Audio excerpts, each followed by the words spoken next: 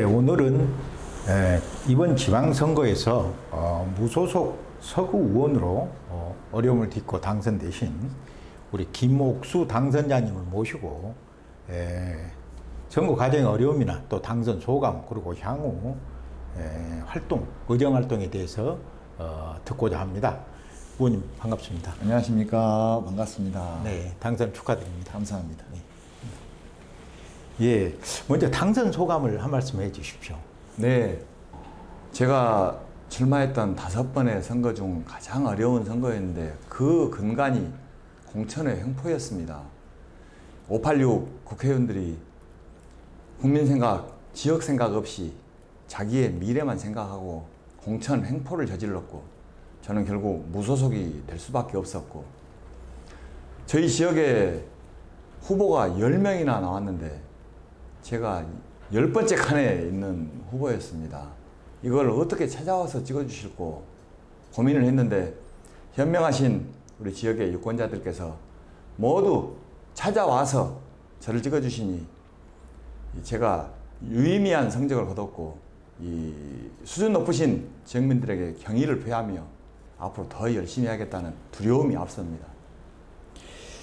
네, 무소속 방금 말씀하셨는데요. 네. 민주당에서 탈당을 하셔서 네. 무소속으로 출마를 하셨어요. 네. 그 과정이 참 어렵고 힘들었을 걸로 생각이 됩니다. 승리의 요인은 어디에 있다고 보십니까? 제가 그동안에 삼선 의원으로서 의정활동 12년 하면서 의정 기간보다 더 긴 사회활동을 했던 그런 것들이 있습니다. 제가 군공항 소음 피해에 시달리는 서구 주민 36,800명과 함께 국가를 상대로 손해배상을 시작한 것이 2007년도였고 13년 만에 승소를 해서 712억 원을 지역민들께 지급해 했고 저희 지역에 있는 소규모 학교, 이 폐교 직전에 있는 학교에 장학사업을 시작했는데 그것을 23년째 했습니다. 이처럼 한번 맘먹으면 끝까지 일을 성공시키고 지속적으로 하고 있는 저의 순수한 진정성을 주민들이 받아들여줬다. 그래서 우리 지역의 특정 당 후보들과 유수한 후보들이 10명이 있는 가운데서도 저를 주신 것이다. 저는 이렇게 평가합니다. 어려움 속에 참 당선에 참 영예를 안으셨는데 그렇게 보다 보니까 이제 서구의회에서 가장 최다선이실 걸로 봅니다. 네네. 이제 네.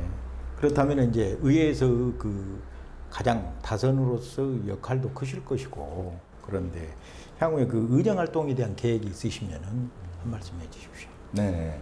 전에 해왔던 것처럼 지역 활동도 열심히 하겠지만 의회 내에 이 분포가 특정 당이 일방적으로 의원을 차지하고 있는 것입니다.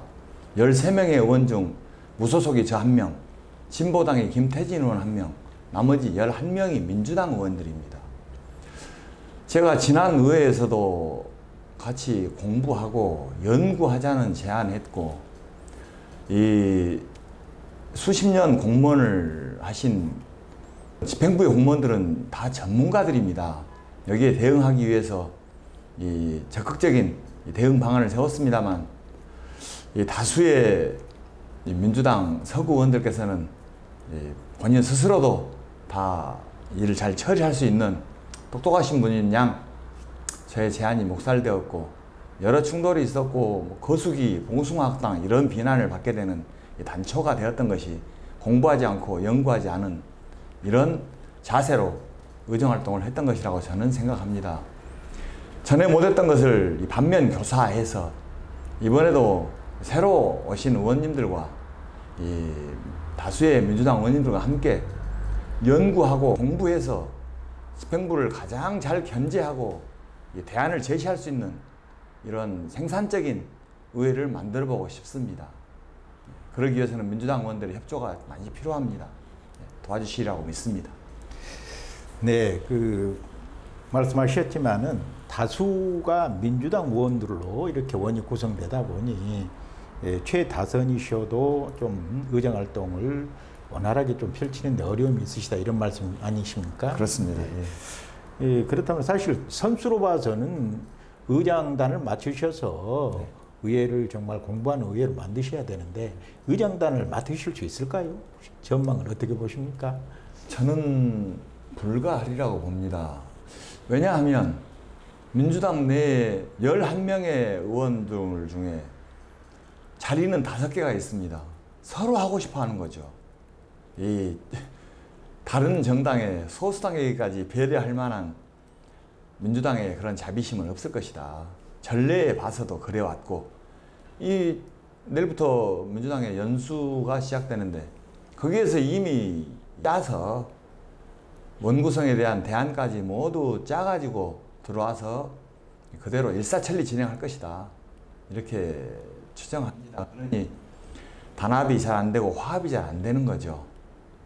단적인 예로 전년도에 이 5개 우리 광주 의회에서 다들 문제가 있었는데 이 동구만 무난하고 조용했습니다. 그 이유를 조용히 제가 살펴봤더니 최다선 의원인 홍기월 의원에게 의회 위원장을 시켜주셨는데 그 홍기월 의장을 중심으로 잘 화합하고 단합해서 의회가 잘 돌아갔던 이런 전례를 볼 때 이런 것이 필요합니다만 안 되리라고 저는 봅니다. 네.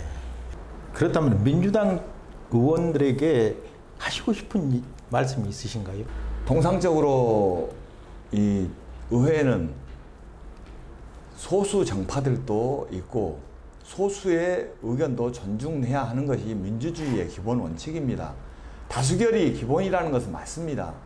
그러면 소수가 정당한 주장을 했을 때 그것이 인정되고 관철되는 이런 성숙한 의회, 수준 높은 의회가 됐으면 좋겠다.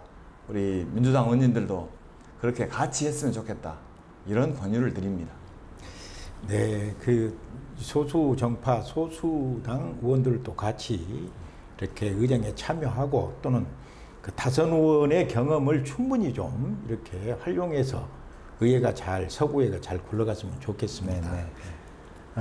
선거 과정에서 이제 기초원으로서 한계는 있습니다만은 일부 공약도 하시고 하셨는데 서구 발전을 위해서 향후에 꼭 하고 싶으신 뭐 공약이나 또는 활동 방향 이런 것이 있으신가요 혹시? 네. 이전 공약은 이전 선거 때는 공약도 많이 하고 제가 잘 지켰습니다. 그 이유는 국회의원도 계셨고 저희가 원내 정당이었습니다만 이제는 제가 몸담았던 정당이 원외가 되었고 현재 저는 무소속이 되어 있으므로 이 비빌 언덕이라고 할까요?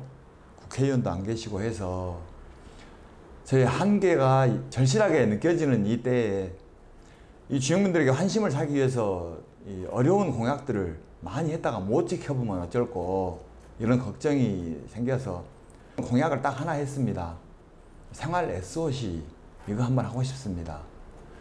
이 국무조정실에 생활 SOC 예산이 많이 있다고 합니다. 그때 우리 서구에 395억 원쯤의 예산이 지원이 가능했는데 이 무리한 사업 진행으로 이 SOC 사업이 좌초되었습니다. 그 근간에는 학교 통폐합이라는 전제가 있었는데 그때 이 아쉬움, 이 진행 과정에 이 거친 진행 과정 때문에 이런 것들이 안 됐었는데 이런 것을 잘 민주적이고 교육적으로 잘 추진해서 다시 한번 생활 SOC 사업을 해보고 싶습니다. 네. 마지막으로 우리 지지해준 국민들께 인사 말씀과 함께 한 말씀, 마무리 말씀해 주십시오. 그래요. 말씀 못 드렸던 이 생활 SOC 사업 제가 공약 하나 딱 추진하고 싶었다는데 그 근간에가 이 말씀드린 상부중학교와 치평중학교의 통폐합 문제가 걸려 있습니다. 통폐합이 되어야 생활 SOC가 가능한데 작년 이 학교 통폐합이 무리하게 밀실 행정으로 추진되다 보니 학부모, 학생들의 반발이 있었고 저도 반대해가지고 좌초됐거든요. 이것을 다시 한번 교육적이고 민주적으로 공개적으로 잘 합리적인 학교 동폐합을 추진해서 이 폐교되는 학교에 생활 SOC를 꼭 유치해보고 싶겠다는 말씀을 첨가해서 드리고요. 마무리 말씀으로 저는 이 주변 많은 정치인들이 정치란 좋은 것이요 라고 합니다만 저는 거기에 대해서 동의하지 않습니다. 제가 같이 정치를 했던 6대 때 서구원을 같이 했던 청와대 비서실장 이병환 대통령 비서실장께서는 가치와 초심 약속이 정치의 본질이라고 하셨습니다. 전에 제가 잘 모셨던 정동영 대통령 후보께서는 정치란 약자의 눈물을 닦아주는 것이다. 이렇게 말씀하셨습니다. 그걸 토대로 저는 좋은 것이 아닌 옳은 것만 좋은 것이다. 이런 소신을 갖게 되었습니다. 앞으로도 편한 길 가기보다는 험하지만 옳은 길 가겠다는 약속 드리겠습니다. 감사합니다. 오늘 바쁘신데 이렇게 인터뷰 응해주셔서 감사합니다. 예, 우리 열린 언론 국민 생각에 감사드립니다.